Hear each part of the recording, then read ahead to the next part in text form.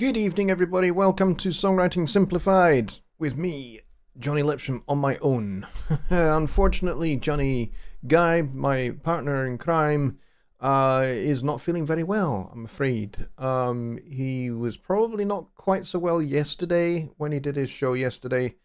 But he reached out to me today, and he's basically said, I'm just totally floored. And he's tucked up in bed somewhere, hopefully, and getting some well-earned and well-deserved rest. But it is just me tonight. So with that in mind, and since we are talking about songwriting, and we're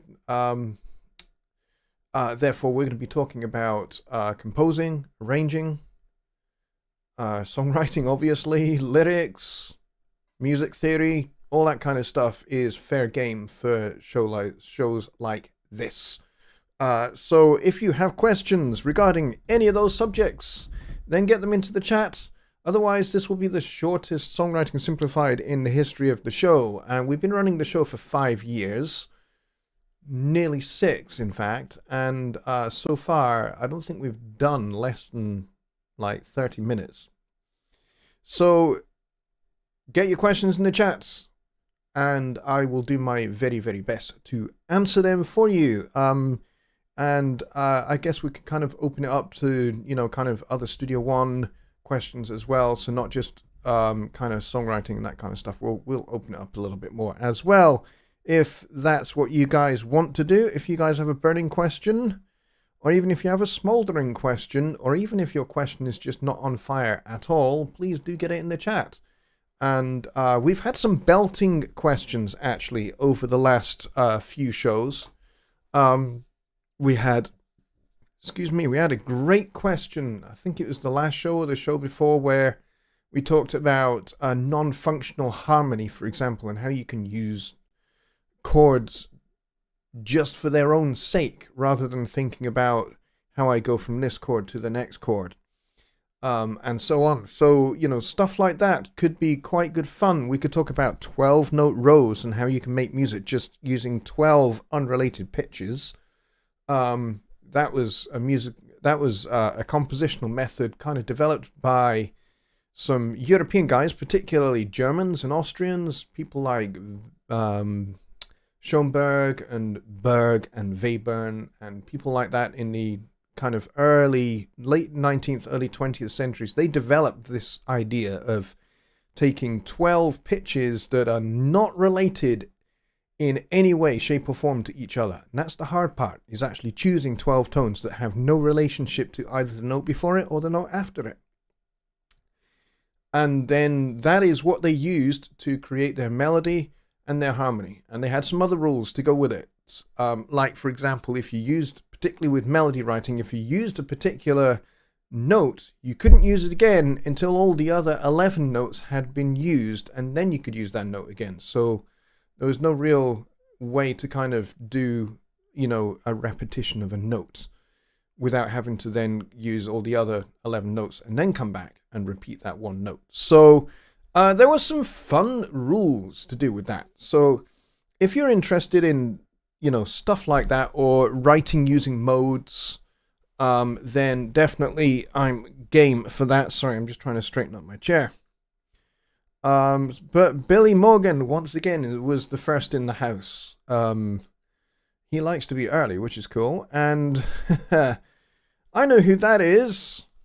Calling themselves My Personas. I know who that is. That is Rich Cresswell. One of his personalities is with us tonight. I don't know where Rich is. I'm assuming Rich is in the pub having a beer. Quite possibly. But anyway. And Bops NY is here as well. And we have John Hawk. And Lollipop Guild is here. Kyle Draduziak is here, which is great. And Don Oliver is here. And who else do we have? I think we have quite a small little army tonight. Paul Morgan is pretty much the usual folks here, actually, which is cool. And Just Bob with a question. Ronald Figura with a question as well. We'll get those in just a minuet. There you go. Nice little musical joke for you. Chris Raswell. Yes, that's one of his other personalities.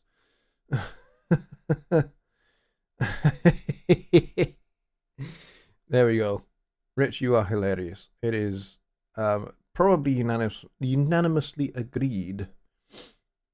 So let's see. I don't think I missed anybody in the chat. But if you are here and you're watching and you haven't said hello in the chat or interacted in the chat before, the folks in the chat are the friendliest people on the planet. They are awesome. And actually, whilst I'm answering a particular question, as other questions are fielded, sometimes they'll pitch in an answer for me, which is great. Because it means you get a question answered pretty quickly. So they are pretty awesome. And Billy Morgan says, slap that thumb. Yes, if you like what I do on this channel, then please hit the like button. Liking is extremely helpful. Subscribing is even more helpful.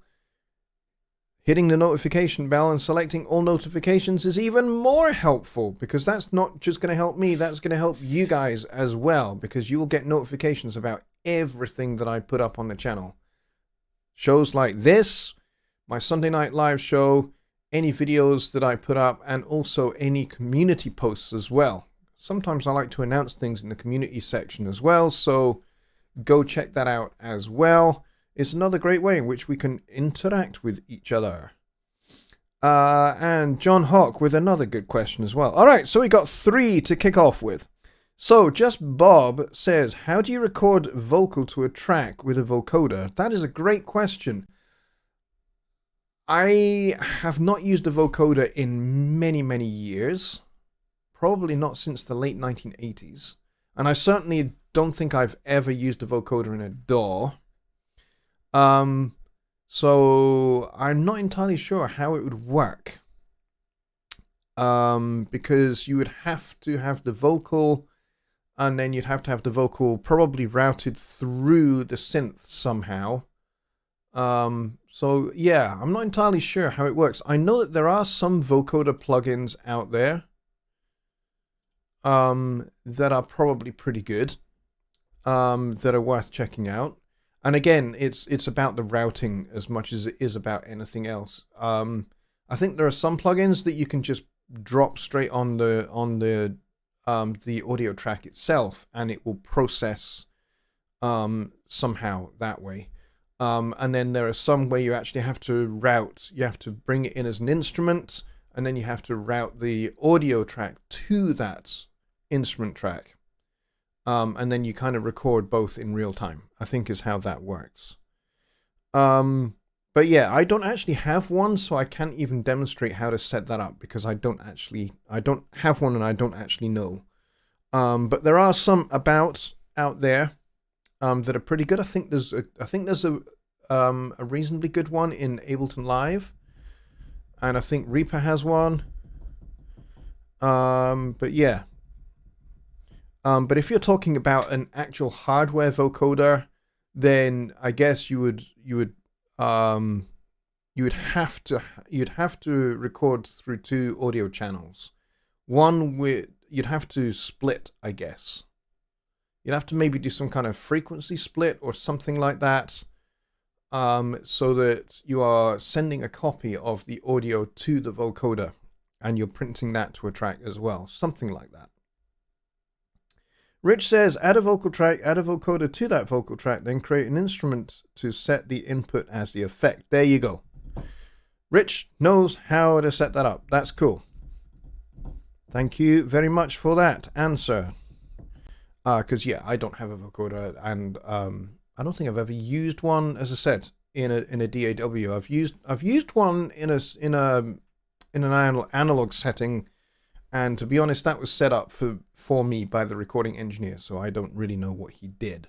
And that was a hardware one, and I think the mic just went straight to the hardware unit and then straight from there to the channel on the console, and you had to just print the thing in real time.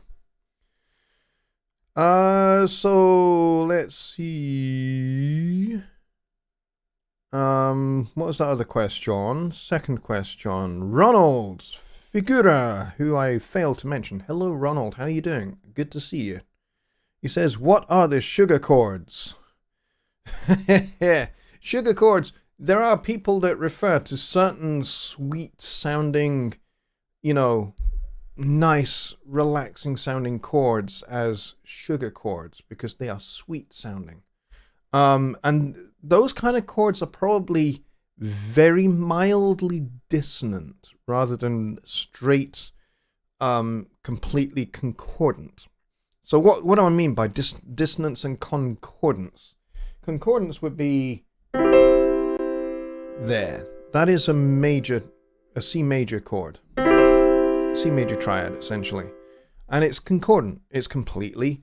There is no dissonance in there. There is nothing that conflicts or clashes. It's just root, third, fifth, and octave above. But you can take that out and just have it as a triad if you want. And then to make it ever so slightly mildly dissonant, you can add the major seventh to it. There being your dissonance.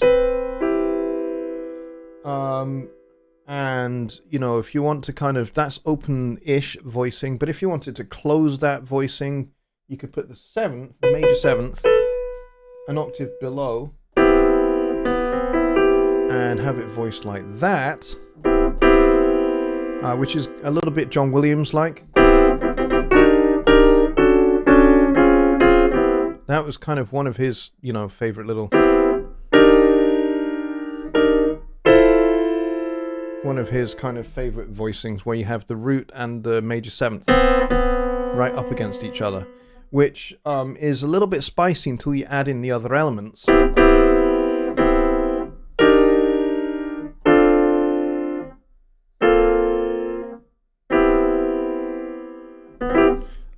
So the kind of sugar chords could be like this kind of C major 7 thing, but maybe if we added in a major 9 to that, or just a ninth, we take out the root and we put the root in the bass, and suddenly you have something that is a little bit kind of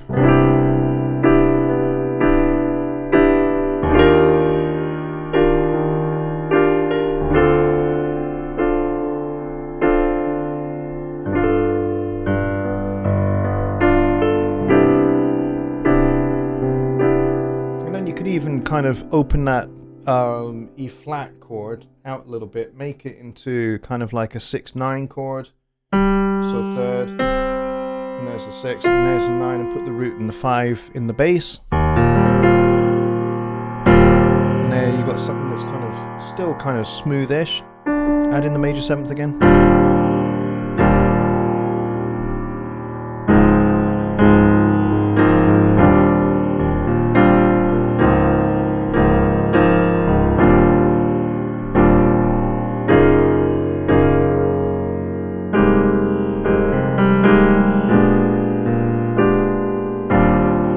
Those are kind of, you know, fairly kind of sweet sounding chords. You know, there's no kind of major kind of dissonances like here. That wouldn't be kind of sugar. That would be sour probably. Which is, you know, kind of like an E flat 13, sharp 11, flat 9.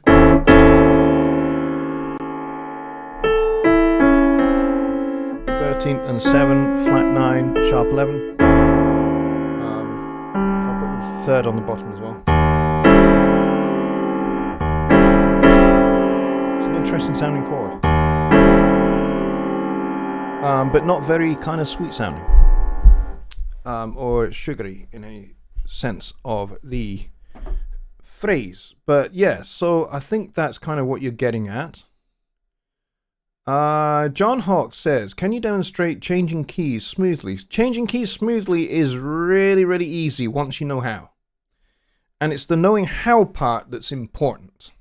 And this is where a little bit, just a tiny wee bit of music theory is going to go a very, very long way, because just understanding a little bit about functional harmony and how chords actually function in terms of their relationship to one another will help you massively. So, take the C major scale and number all the notes from 1 to 7, because That's just 1 again because it's the octave. All right, so 1, 2, 3, 4, 5, 6, 7, 1 again. All right. So in a major key, and we've kind of covered this before. If I then move, this is a major chord. So if I take the C major scale and just move this up 1 step, now we have chord 2 built on the 2nd degree of the scale, and this is minor. So that's D minor, 3rd is minor, 4th is major, 5 is major, although we would call this dominant, minor, and you have this really, really kind of jarring dissonant minor. It's not really minor, it's kind of diminished, which leads us back to 1 again.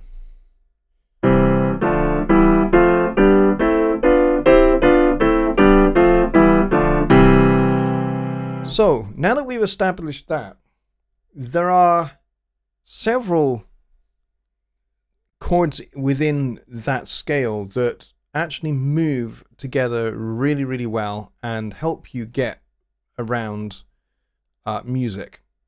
So one of those, and this is probably the most important one to learn, is what we would call a 2-5-1, which is where you play chord 2, D minor, and chord 5, which would be G7, going to chord 1.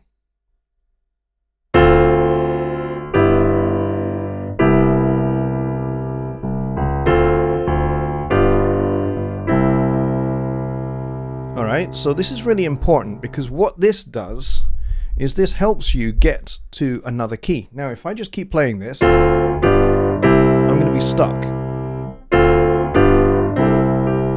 I'm stuck there all night and I can't move anywhere. So what's the solution to this problem? Solution to this problem is to do chord 2 and 5 and 1 in the key that you want to go to. So if we want to go to the key of F from the key of C, so we're in the key of C right here.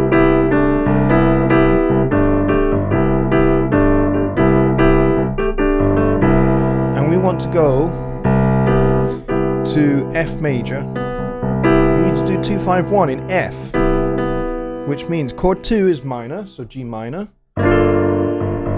And chord 5 is 7, so chord 5 7, so that would be C7.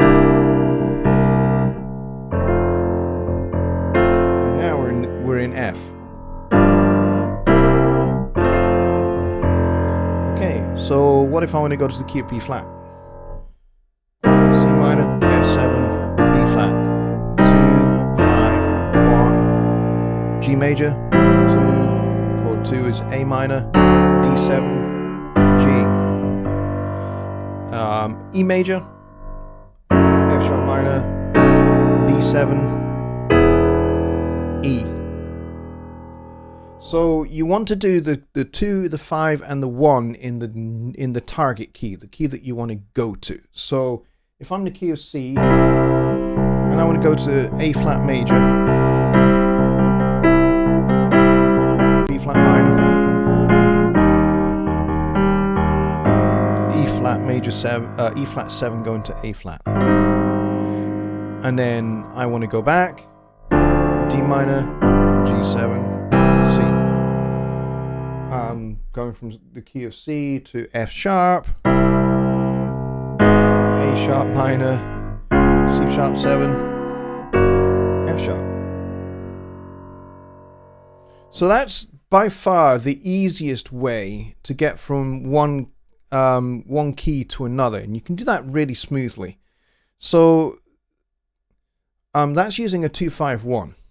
But if you want to do it really, really, really subtly, you can do it with just chord 5, because the human ear doesn't really need the 2, but it's helpful to have the 2 there.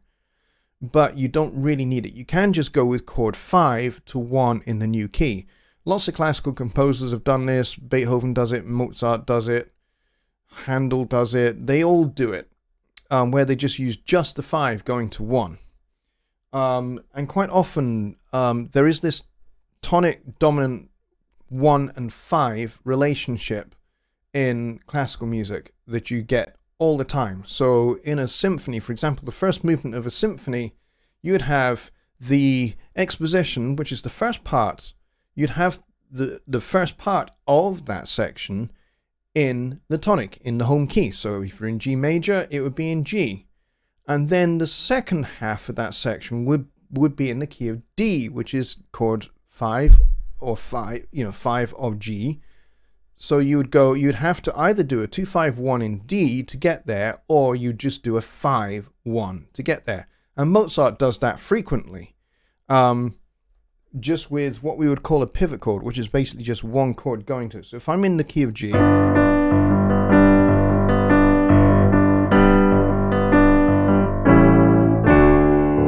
now I'm in the key of D, and all I did was just do A7. And Mozart would make it even more subtle by putting the third in the bass rather than the root in the bass. So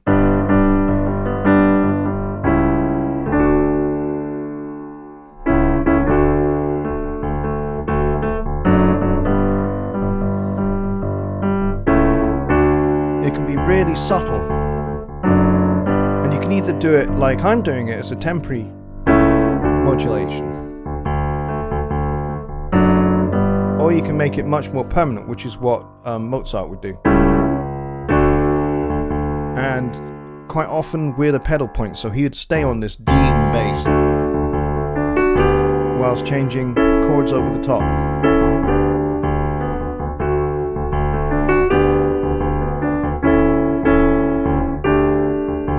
And then maybe he'd do a 3-6-2-5-1 to get back, because it's nice to do a long trip back.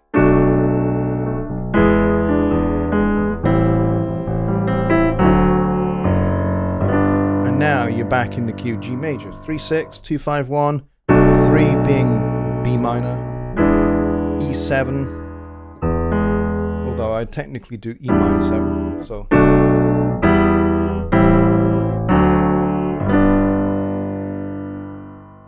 And that would end me back in G major. Alright, so you can either do it with setting up with a 2-5-1, or you can do it setting up with just a 5-1. Or you can do it with just a single note. That's the really subtle way of doing it. So let's see. See if I can figure out how to do this just from improvising. So let's say I want to go to the key of D.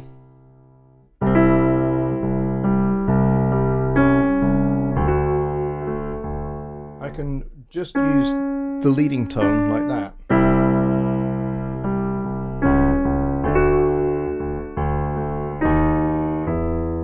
And there I'm in E minor.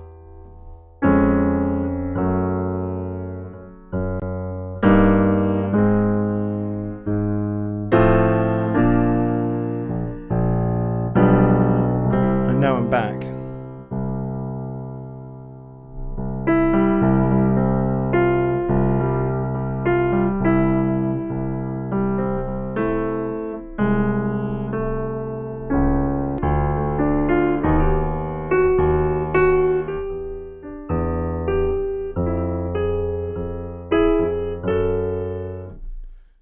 So I'm just using one note to set up the new key, and the human ear, fills in the blanks. The brain is incredibly powerful and just fills in the blank and knows where you're going. So that's a very, very clever little way of doing it, and it's very subtle. So yeah, John, I hope that answers your question. Let's back the mic off a little bit. Don't need it quite that close. Let's see. These chords allow soloists to run alternate patterns. Yeah, absolutely they do.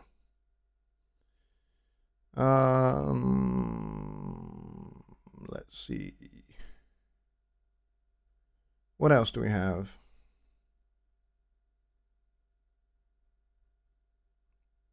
I think that's it. I think we only have that. That's it. I think we are currently out of questions. Regarding running a 1-5, good examples of Billy Joel or Elton John. One of the things Elton John likes to do, actually, and I wonder whether he heard Bruce Hornsby or Billy Joel doing this before he started doing it, But he likes to do little if he's like gonna stay on one chord for a little while, what he likes to do is he likes to do a little plagal cadence, a little chord 1 to chord 4 and then back.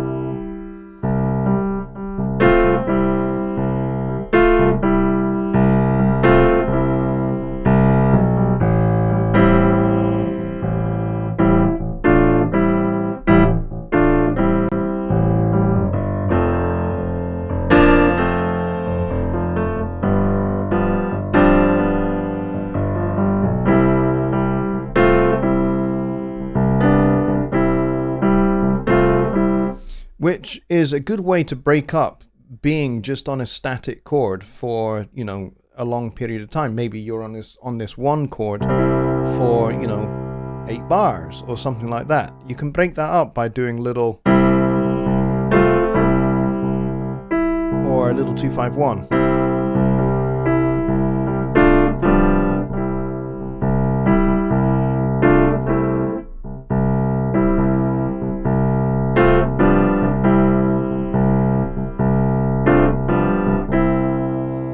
And just doing that just breaks up the static being stuck on the one chord for a long time. So if you're looking for ways to kind of break that up, you can do that. That's a fun little device you can do. Or you can go, so go 1, C, F, 4, 5. But keeping that root kind of as a pedal point.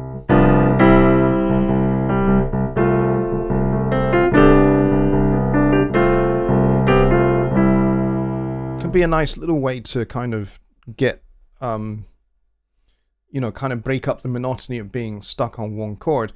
Jazz piano players do this quite a lot by using different voicings at different points, just to kind of break it up a bit, like especially if you're just vamping on, say, just a D minor chord. Well, by the time you're on D minor and you know you're going to be stuck there for a little while, then, you know, you can start thinking about, hey, let's forget that it's D minor and start thinking about, this is Dorian mode, which is the C major scale starting on D up to D. And just go, okay, I'm just going to pick out some notes from that scale and I'm going to move those around. So, you know, maybe you would go...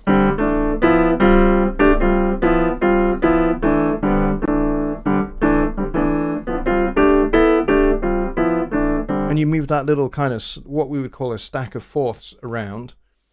And it just breaks up the monotony of otherwise just being on.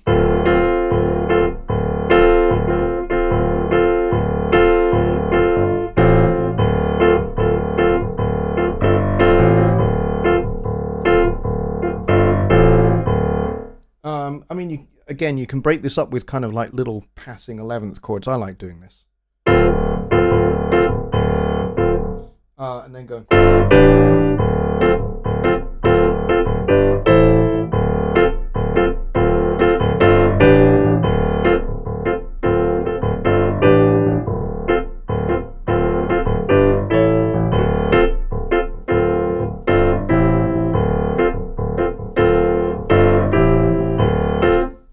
It's just another way to break up the monotony of just being on one chord. And then what I'm doing there is I'm just going F over G to A minor and then back.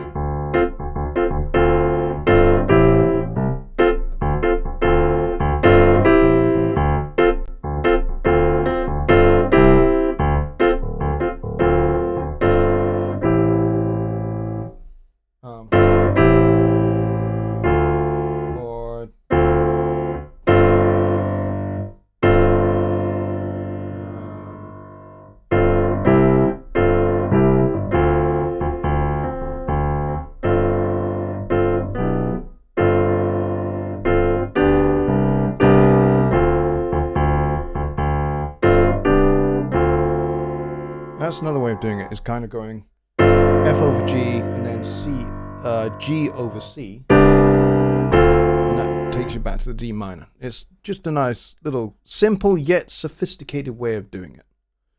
Ronald says, Lucas Ruzicka's online epic orchestra would be a cool way to experiment with a 12-tone type of composition idea. It probably would. You could certainly give it a try. I don't think Lucas is here tonight, but if he was, then it would be great to get a link to that epic online orchestra. And then you can just try out some of these chord change ideas. 3 ways to play a 251. Okay. How's the Sounds from Roundhouse Song Challenge going? That's a great question. There have been some sounds. I think we've got about 38 or so different sounds in the workspace, in the folder. But I think only one person has actually posted their piece of music. If you don't know what on earth we're talking about, I set up a challenge to make a piece of music that's 90 seconds long that only uses sounds that are found in your house. So that could be light switches, that could be the toilet flushing, that could be the extractor fan for your bathroom, your fridge door slamming shut and using that as a kick drum, or using a blender to make sampling a blender and then pitching that across, mapping that across your keyboard and using that to create a melody, for example. And the way you get involved in that, if you're kind of curious, is you need to email me down there. So go to this website here, and then what you do is there is a contact form at the bottom of that screen. I'm going to show you this so that people know exactly what we're talking about. Where's my website? Here it is. So here's my website. Here's the bottom of it. Or you can, rather than scroll down, you can just click on Contact Us and it'll take you to this. Just drop your name in there, your email address in there, and say, hey, I want to be involved in this harebrained scheme to make a piece of music from your household items. Now, if you have a My Personas account or a Sphere account, then please, in this message you're going to send me, put the email address that you use for either of those, for either My Personas or your Personasphere account if you're a member of Personasphere. And what I will do is I will take your email and I will invite you to a Personasphere workspace, which I'm going to show you. Workspaces, there it is. The 2022 Household Foley Moly Music Challenge. Rich gave me that title, which is awesome. And we've got a nice picture of a Henry vacuum cleaner. And there are some files here already. There's 38 samples and there is one song so far. And Rich has very helpfully made a little video to give you a little tip on how you can use the sounds that are in the samples folder already. And if you've got sounds that you would like to add that you don't find in this samples folder, then record it and then record that into Studio One or record that into Capture or whatever you want to use, and then upload that into this space by this button here, upload a file. And if you select this folder here and then go upload a file to home/samples, it will add your sample to this awesome collection. There's all sorts of stuff here. There's ratchets, there's a timer bell, there's a gas stove, there's a vacuum, music box winding, there's all sorts of cool stuff here. A good number of these have been added by Rich, but I would love it if we have some more. There's a wheelchair horn, which I think Billy Morgan added, and Billy's got a few other sounds here, which are worth getting. guitar cable into and out of jack. Louis from Alps Media put this one in here. So there's a few in here already, and Tony Carlini has been very busy putting some sounds in here, like a typewriter and that kind of stuff. All of those are his. So get those into this here. If you've got sounds you want to add, the thing to do is go to Files and then click on that Samples folder. And then click on Upload a File to Home/Samples, and your sample will be added to this list. And then when you want to upload your song, then you go to Songs, and then you upload your mix down to here. So Rich Cresswell has his one here. He's got Foley Moley Batman, all made with household objects and stock only effects in Studio One 5 Pro. He got his in good and early, so he's been waiting patiently.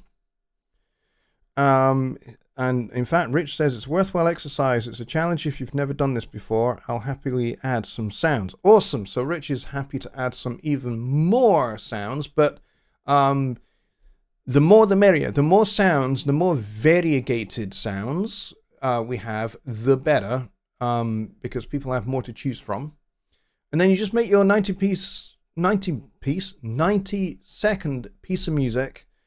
It doesn't have to be a tuned piece of music. It can be percussion, just purely unpitched percussion sounds. You can do that, so it can be entirely just rhythm only, and it doesn't have to have a melody, doesn't have to have chord changes. It just has to have whatever you want, whether that's just only rhythm. Maybe you decide to use your house as a drum set and you create a series of grooves and fills and that kind of thing, just using items from your house. It would be great if we could have some animal sounds like cats meowing, dogs barking, a goldfish doing what a goldfish does. If anybody has a whale, then great. Please ask your whale to sing. That would be awesome as well. And then you just make your piece of music and you add it to the songs folder here. And it'd be great if we have a few songs, so maybe 5, 6, 7, 8, 9, as many people as we can get to add a song here. And then what we will do when I see that we have a few more songs here, we will do a Songwriting Simplified show, or we can do this on a Sunday Night Live. I don't mind which way we do it. It's my challenge, so maybe we could do this on a Sunday Night Live, and we'll play your pieces of music, and just for fun, just to share, not to critique or anything like that, but just to share, and everybody can hear your work. That would be cool. I am doing this as well. I'm not just setting this challenge for you guys to do and for me not to do. I'm doing it as well. It's just taking me a little bit longer because I have been so incredibly busy lately with all sorts of things going on that I cannot talk about. But I am going around the house and making all sorts of weird and wonderful sounds. And I'm going to make an unpitched percussion piece probably. That's kind of, I think, where I'm going with mine. Going to use my house and my garden and a few other things as percussion items. I might even use my kids as percussion items as well. And it should be fun. In a non-kind of child abusive way. But yeah, it should be a good laugh. And hopefully you guys will get a kick out of it.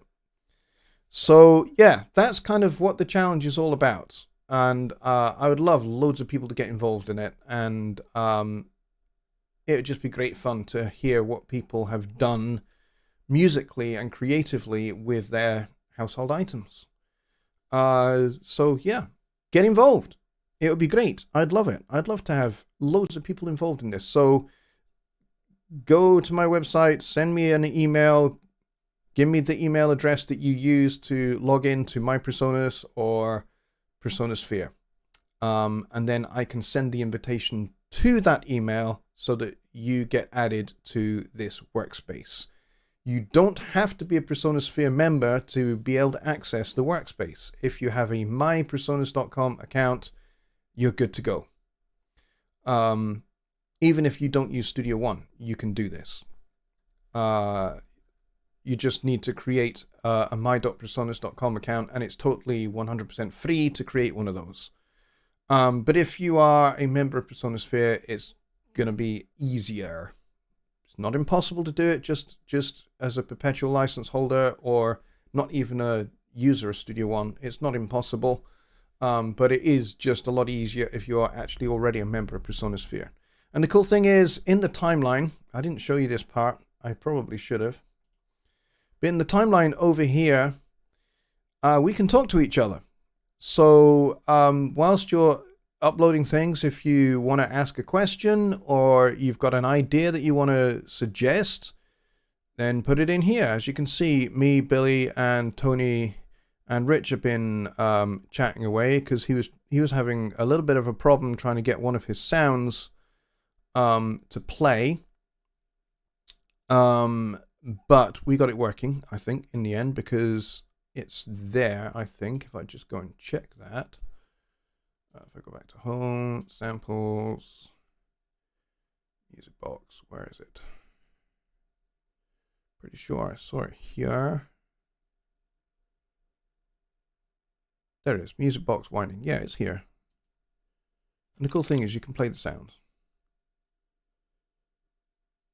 Although I don't think you can hear that.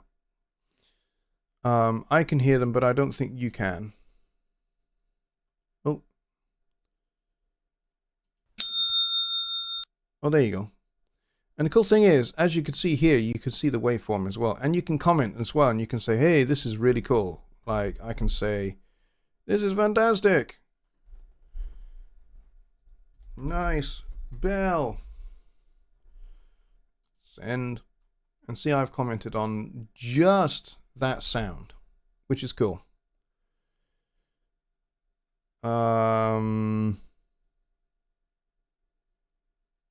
Shop vac plugin. Not quite sure what that means, Rich. All right, so a few of you heard it. Okay, so you guys heard it. So there's some really good ones here as well. Some of them take a bit longer than others to download.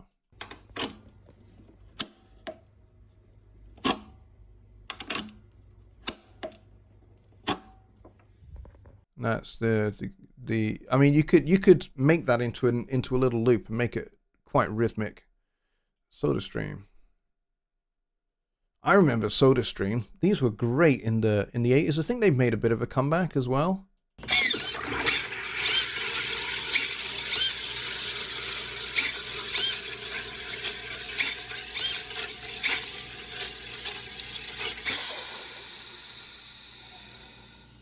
See, that would be cool, just to take maybe the first 4 seconds of this and just loop it, because it was really rhythmic.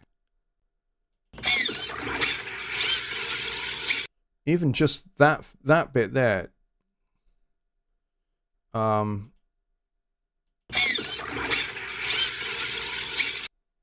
See, you can even comment at a specific point, which is very helpful as well. But there you go. That's a little bit of kind of workspaces, and a great way in which we as a community can use workspaces to just have fun. So this is going to be kind of maybe the first of a couple of challenges. I think I will have a more kind of Christmas themed challenge later on towards the end of the year, obviously kind of in time for Christmas. I haven't really thought exactly of what the Christmas orientated challenge will be, but I think it'd be pretty cool if we could do something that's a little bit more Christmas orientated. So yeah, be thinking.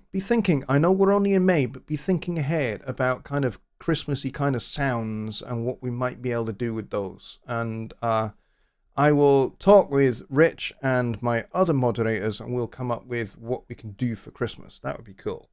All right, so that's that. Any other questions?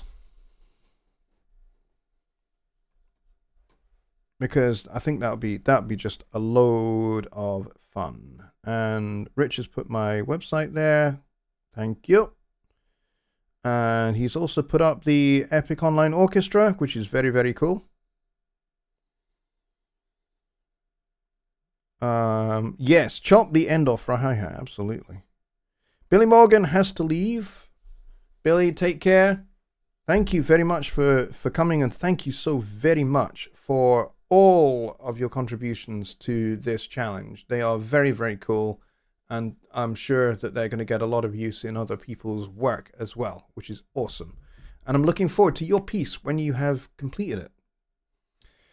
And the same for everybody else. I'm really looking forward to hearing what you guys have done, whether it's kind of something that, like Rich has done. Rich has done a complete piece of music with melody and harmony as well as rhythm from all of those sounds that he put up, which is very, very cool.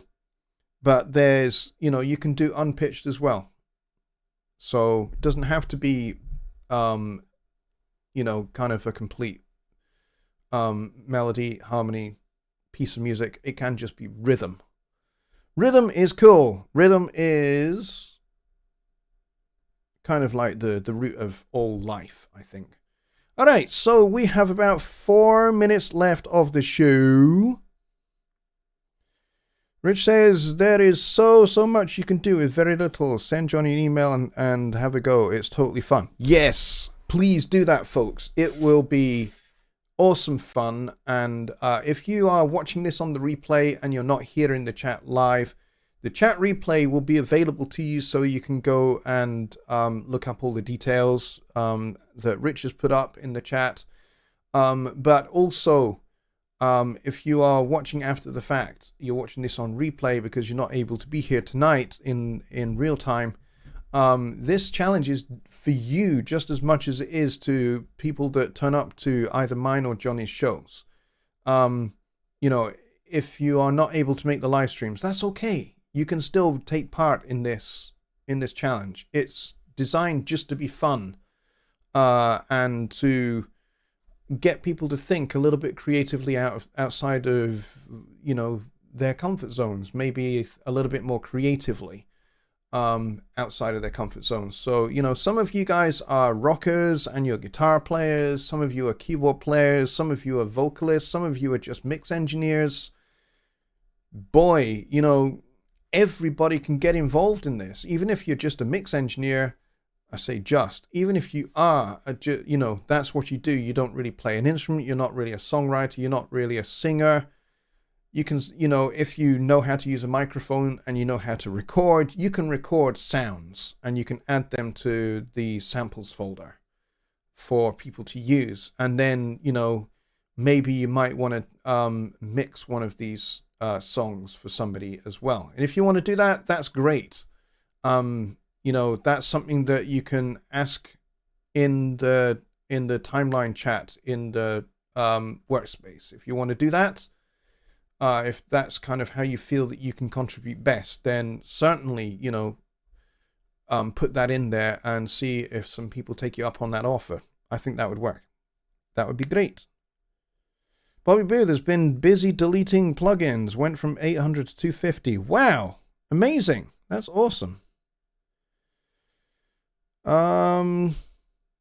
Just Bob says it would be cool to send an unprocessed track to show the difference. For sure. Yeah.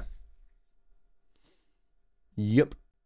And Just Bob says, thank you for the details of how to participate. Yeah, it's actually much easier to get involved with than you think. Even if kind of like you're not a member of Personosphere, don't let that be a stumbling block, because it really isn't. If you have Studio One or you have Notion or you have some other Presonus software product, you have a My Presonus account, which means you can get involved in this very easily. And if you don't have Studio One, you don't have any Presonus software products, and you're not a member of Personosphere, you can still get involved, because creating a my.presonus.com account it doesn't cost you a penny. It's absolutely free, and then you can be totally involved in this project, because I can send you the same link to the workspace as I do to everybody else.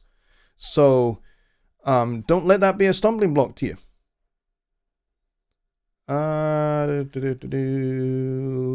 Yes, if Mike from Music to Motion is up for doing an after show Zoom, I would be up for that too for a wee while, for sure. That would be great fun, because they're always a good laugh. And if you're up for joining it, then please do. If Mike puts up the link to it, then please do get involved, because they're great fun. They're a good laugh, and it's a good way to chill out after doing this show, that's for sure. But that's kind of up to Mike. I don't know if he's here or what. Rich says, don't worry too much about processing initially, just make a noise, then make that noise sensible, then think about processing. Yeah, absolutely. That is the best way to think about it. Record the noise, make the noise kind of up to a sensible level, and then you can think about sound design that you might want to do to it, and any other processing that you might want to do to it. Go crazy, turn something mundane into something weird and wacky. I mean, for example, if any of you are familiar with the TV series Doctor Who, created by the BBC, the sound for the TARDIS when it either appears or disappears, that weird sound was done by I think they dragged a plectrum up and down a piano string or something like that, and that's how they created that weird sound. And then they processed it quite a bit as well, so it doesn't sound like a piano string, but that's kind of where it started life. It started life as a piano string. So you can kind of take your household sounds and either completely process them to Hades and make them into something completely different, or you can you can make it identifiably, this is my fridge door. So it sounds like your fridge door is just being used rhythmically. Or this is my dishwasher being turned on and I'm using the rhythm of the water to create my, background rhythm or something like that. So you can kind of either go crazy or, just be really simple about it. There's no right or wrong. This is for a fun, creative challenge, basically. Just Bob says maybe YouTube banners should spotlight the challenge and time frame to draw interest. Maybe I try to keep my my YouTube banner kind of a little bit businesslike, a little bit simple, so that people know that this is, the Jonny Lipsham Studios YouTube channel. But I could certainly put something up to the effects of, hey, this challenge is available. Maybe I will make a little video based upon what I've just shown you guys here and say, hey, get involved in this challenge. At the moment, there's not really a closing date. I kind of did say the end of April, but then kind of things got terribly, terribly busy for me during April, and hadn't really had time to do anything with it. But as soon as there's a good amount of songs in here, then we will unveil your works. But if you miss the whole thing altogether, because you're just simply too busy, you don't have the time to be involved, but you think, hey, maybe later on in the year I'll have time to be involved, that's fine. You can contribute your piece of music. That would be great. Anytime you want to do that. But yeah, I've had challenges where they've had a specific deadline. Like I think a couple of years ago, we did a deadline challenge where you had to release a song on a particular date, which was December 10th. And I put one out there. Was it a great song? No. There were aspects of it that were good. The vocal was the very, very last thing I did, and it was pretty awful. But the idea was to get us all working towards releasing a piece of music on a specific date. And that kind of worked. A few people got involved, and a few people released music for the first time in quite a while, and it got them kicked off on a creative streak, and they started making lots and lots of music from that little bit of impetus. And this one is this challenge with making a piece of music out of household items is a little bit more open-ended than the other challenge. But it'll be great to have a lot more people involved, a lot more pieces of music being uploaded to the workspace as well. So come get involved. And it'll be great to, over the next month or the next 6 weeks or so, have a whole bunch of people involved, and then we can have a show where we just unveil everybody's works. That'd be cool. All right, so on that note, which is this note, we will wrap up the show there. Thank you, everybody, for your excellent questions and for reminding everybody and reminding me about keeping this challenge kind of a bit more public. So I will try and remember to refer back to this challenge in as many shows as I can to get people involved. Because I have kind of neglected to do that a wee bit over the last month or so. So yeah, can certainly do that. Thank you very much, everybody, and I will see you on Sunday back here for Sunday Night Live. Take care. Enjoy the rest of your week. Bye for now.